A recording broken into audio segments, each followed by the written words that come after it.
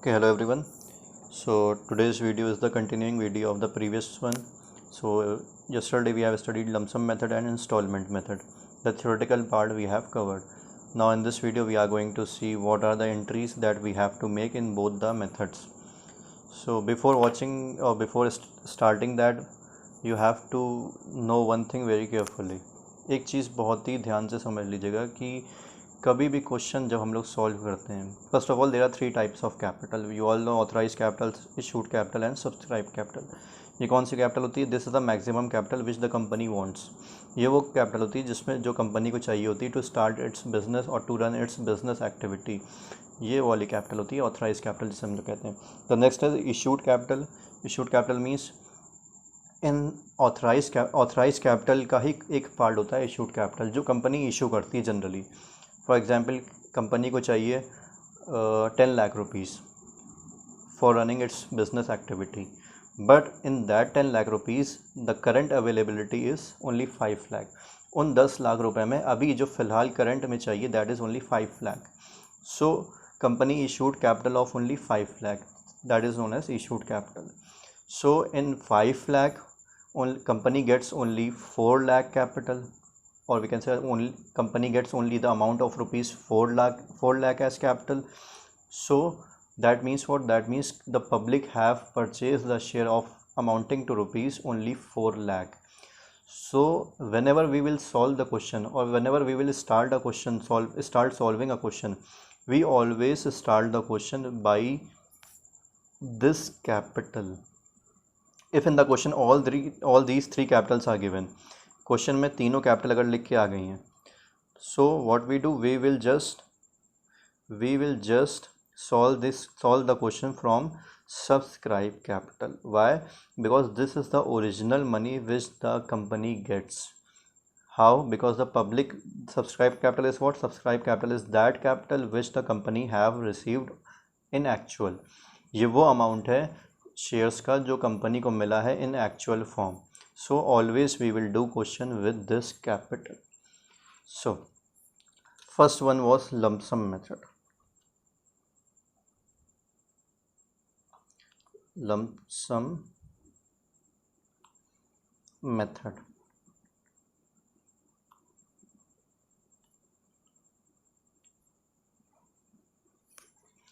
So I told you lump sum method is what? In lump sum method, if company have issued any share, suppose I will just write a question. A company, or we can say XYZ Limited, issued 10,000 shares of rupees 10 each. Okay, on which the public have applied for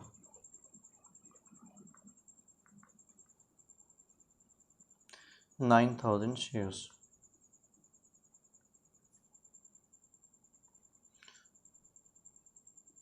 Make general entries.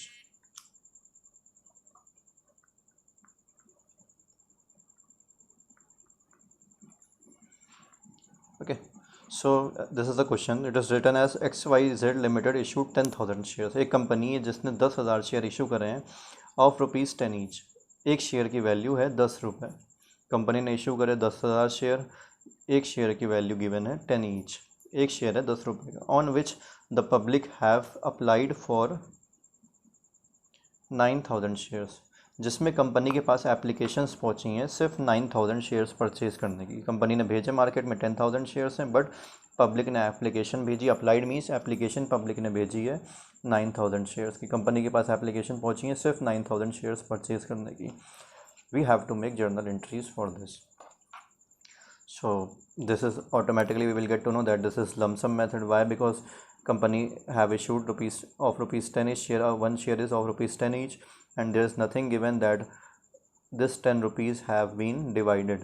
If in the question it is given that 10 rupees is divided into parts, different parts, that means the public have purchased in installment. But It is not written anywhere, only it is given that company have issued 10,000 shares of rupees 10 each and public have purchased 9,000 shares. Public ने 9,000 shares खरीद लिए हैं.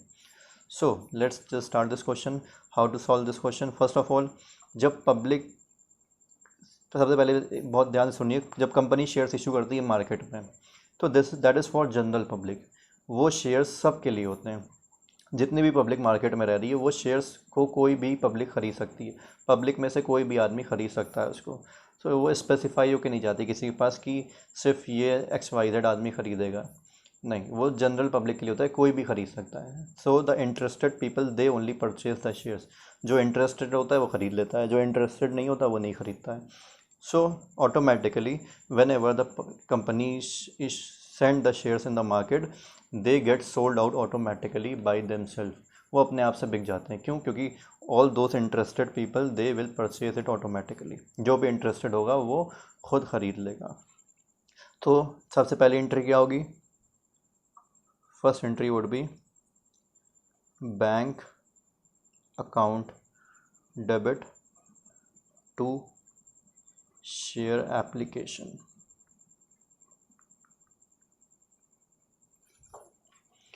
Okay, now amount we will fill. Amount क्या भरेंगे इसमें?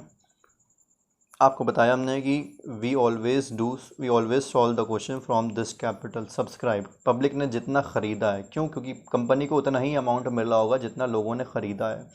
10,000 share issue हुए थे but only 9,000 are sold out.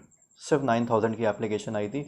Application आना मतलब एप्लीकेशन जब भेजते हैं पब्लिक शेयर्स ख़रीदने के लिए, तो they send money along with the application. उस एप्लीकेशन के साथ पब्लिक मनी, पैसा भेजते हैं कंपनी को कि I want this share. Okay, so 9,000 shares are purchase. So company have received only 90,000 rupees.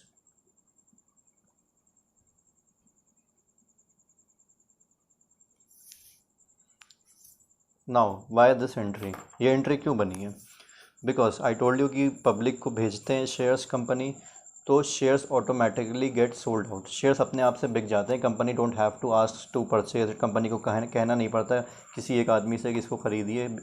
Company सिर्फ एक जनरल नोटिस इशू कर देती है एडवर्टीजमेंट के तौर पे इन न्यूज़पेपर्स, इन टेलीविज़न, और we can say in any media form कि this company have issued this shares. Automatically the public gets to know about that share. So जब company पैसा नहीं मांगती, पैसा खुद आ जाता है, तो सबसे पहले बैंक डेबिट हो जाता है. बैंक मतलब पैसा आना. पैसा आया, किस चीज़ का पैसा आया? जो शेयर्स की एप्लीकेशन आई है. कितने शेयर्स की एप्लीकेशन आई है? 9,000 शेयर्स की एप्लीकेशन आई है. Means the amount is debited. How? Because public have purchase those share and they have sent the money of those shares. Of how much share? Of 9,000 shares, means 90,000 money company have received 90,000 rupees of share application. Okay, so bank account debit to share application. In the narration we can write being application money received.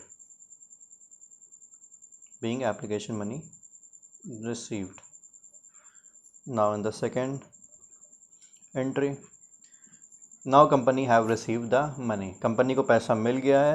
Now company will do what? Company will convert this money into the share form, और company will give the share of this amount to the public. So the next entry would be share application account debit to equity, or we can say share capital. I will write this share capital. Generally we write equity share capital. Why? Because in the question always it is given 10,000 shares equity shares. 10,000 equity share. The share is always, or 90% most of the time it is equity share. So we always write share application account debit to equity share capital. Now the amount of this share, this amount is converted into share capital. Means the amount which the company have received, the amount of share application is being converted into the share capital, or we can say the company have sent the shares of 90,000 rupees as application into the share form. Being application money transfer to share capital. Okay, so this two entry will only be made in lump sum method. lump sum method में सिर्फ ये दो entry बनेगी. और आपको याद होगा पहली इंस्टॉलमेंट का नाम था share application. So in lump sum method only the application instalment will be there. सिर्फ एप्लीकेशन वाली इंस्टॉलमेंट होगी, not the allotment, not the first call, not the final call, because that those are second, third and fourth instalments. So that will come in the installment method, but this is only lump sum method. All the money is received in the first installment only, so that is why there will be only two entries. सिर्फ दो entry होंगी because all the money is received in the first installment. Okay, फिर से एक बार समझ लीजिए. पहली entry क्या है? Bank account debit to share application. Bank पैसा आया है सबसे पहले कंपनी के पास, कंपनी को पैसा मिल गया है बिना मांगे. क्यों? क्योंकि जो इंटरेस्टेड पब्लिक थी उन्होंने कंपनी के पास पैसा भेज दिया. किस चीज़ का पैसा भेजा है? शेयर एप्लीकेशन का. That is why bank account debit to share application. और ये एंट्री हमेशा होगी, ये एंट्री इस चैप्टर में हमेशा होगी, कोई चेंज नहीं आएगा इस एंट्री में. ये एंट्री आपको हमेशा करनी है, यही एंट्री करनी है. Means entry will not be change. Entry जैसे जैसे कर रहे हैं वही एंट्री आपको भी करनी है. कोई कभी ऐसा नहीं होगा कि शेयर कैपिटल ऊपर आ जाएगा, शेयर एप्लीकेशन नीचे चला जाएगा. ऐसा कभी नहीं होगा. या शेयर एप्लीकेशन ऊपर चला गया, बैंक नीचे चला गया, ऐसा कुछ नहीं होगा. हमेशा बैंक ऊपर रहेगा, शेयर एप्लीकेशन नीचे रहेगा. क्यों? इसका लॉजिक ये है कि बैंक मतलब पैसा कंपनी को रिसीव हुआ है किस चीज़ का? शेयर एप्लीकेशन का. फिर इसी शेयर एप्लीकेशन के पैसे को ट्रांसफ़र कर दिया किसमें? शेयर कैपिटल में. जस्ट दिस थिंग, सिर्फ ये चीज़ थी. This is the lump sum method. और एक बात समझ लीजिए, ये एग्ज़ाम में कभी नहीं आता है, सिर्फ आपको बेसिक समझाया जा रहा है. इस वजह से आपको बताया गया है कि इसका मतलब क्या होता है. ओके, तो ये मैं समझ लीजिएगा कि बहुत ईजी है, बहुत आसान है. ये तो बहुत ही आसान था, हलवा है बिल्कुल, ऐसा कुछ भी नहीं है. So just try to remember that lump sum method is when lump sum method happens when all the money is being received in the first installment. एक चीज़ और समझ लीजिए, फिर इसके बाद वीडियो ख़त्म करते हैं. ये भी इंटरेस्टिंग चीज़ है. Minimum subscription. What is minimum? This is a new thing. Minimum, इससे कोई मतलब नहीं है, एक अलग चीज़ है. मिनिमम सब्सक्रिप्शन, इसका मतलब क्या होता है? What is minimum subscription? Minimum subscription का मतलब ये होता है when ever the company issues the share. जब भी कंपनी शेयर इशू करती है, तो जब फॉर एग्जांपल सपोज कंपनी ने यहाँ 10,000 शेयर्स इशू करे थे, कंपनी ने 10,000 शेयर्स इशू करे थे. So it is a necessity that 90% of the share 90% of the shares should be sold out. It is what? It is a rule given by SEBI. SEBI का एक rule है कि कोई भी company है, for example कोई भी company, Tata, Birla, Reliance, कोई भी कंपनी ले लीजिए, जब वो शेयर्स इशू करते हैं तो it is necessity, it is compulsory that 90%, 10,000 का 90% कितना हुआ? 9,000. मीन्स 9,000 शेयर्स की एप्लीकेशन आना कंपलसरी है. मीन्स 9,000 शेयर्स की डिमांड होना मार्केट में कंपलसरी है. अगर इतनी एप्लीकेशन नहीं आती है 9,000, then that means what? Then that means the company can not issue that share in the market. For example अगर 89% एप्लीकेशन भी आ जाती हैं, 89% एप्लीकेशन का मनी भी आ जाता है, तो कितना पैसा आ जाएगा कंपनी के पास? 89,000. 10 के हिसाब से लेते हैं तो 89,000 मनी आ जाएगा. But then also company cannot issue share in the market. Why? Because 90,000 money is compulsory to be received by the company. That is known as what? Minimum subscription. अगर 90,000 मनी नहीं आता है या 9,000 शेयर्स की demand नहीं होती है market में, then company cannot issue that share. This is known as what? This is known as minimum subscription. Minimum subscription is 90%. And I remember that you have studied in class 11th में ये आप पढ़ चुके हैं. 90% minimum subscription क्या होता है, उसका यूज़ क्या होता है, that I am telling you. या वो क्या होता है उसको हम बता रहे हैं आपको कि वो कैसे वर्क करता है.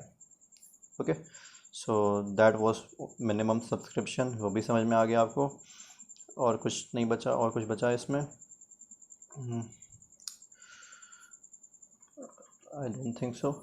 So I'm just making this video of lump sum method today. The next video will be on installment method. That will be little bit lengthy. So just remember this video. Remember the entries. Okay, this will be always like this. Okay, thank you.